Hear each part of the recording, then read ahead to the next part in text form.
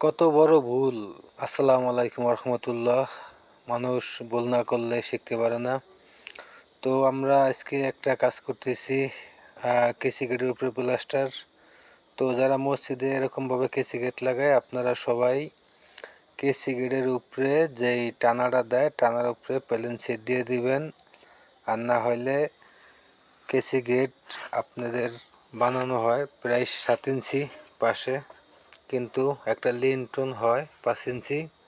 তো 2 ইঞ্চি কিন্তু প্লাস্টারে হারা যায় না। তো প্লাস্টারে হারলে আপনার অতিরিক্ত বালি খায়, অন্তত 1.5 ইঞ্চির বালি খায়। আপনারা যারা কেসি গেট করবেন তারা কেসি গেটের উপরে প্লেন শিট দিয়ে আটকাই দিবেন ব্যারিংয়ের উপরে।